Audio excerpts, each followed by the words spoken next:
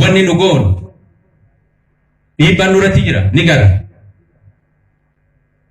dhiibbaan jiru maali taarraa kanaa ragaa miidiyaa Oromoon qaba miidiyaa Oromoon horii isiitiin banattu ka oduu afaan beeyte harraagessillee irraa iyyuu kadhannee haga ammaa har'aa nutti fuudhamoon dhiibbaan akka jiru ni beeyi kanaafoo qawwee kaafna hin kaafu kanaafoo waan biraa goona isin qabannee rabbi qabannee miidiyaa banatuuf itti qophoofna jechuudha.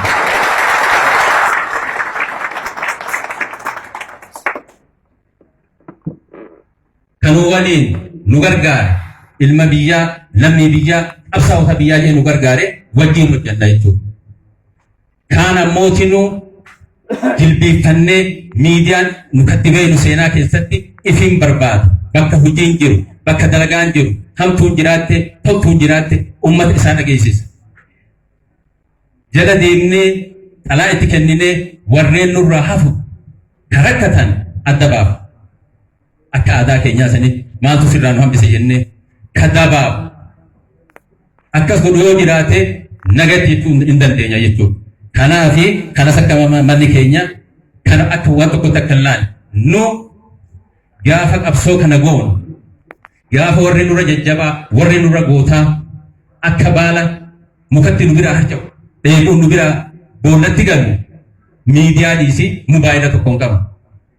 Qabsoo Oromootiin sirna san jirjiirree ammoo magaalaa kana keessatti walitti dhufne.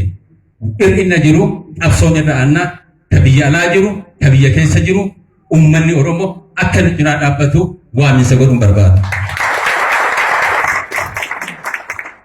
Waaminsi goonu osoon hojjanne odoo ifi ibsine osoo waa tokko goone bu'aa tokko illee hin qabu.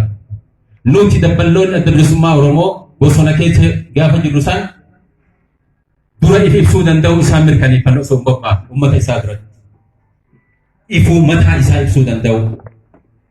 Hoogganoonni keenya, miseensonni keenya, qabsoon nu goon qabsoo karaa nagaa waan taateef uummata keenyatti siqanii gadi baatanii rakkoo akka jaarmatti irrina jiru kan nu qeequu barbaadan nu qeequu kan hojjetuu barbaadan hojjetu alatti maaltu gubbaa kana jira akka jedhu gaafiin qofti gayaa miti. Kanarratti akka fuudheffattaniin amaanaa isiniin jedhu.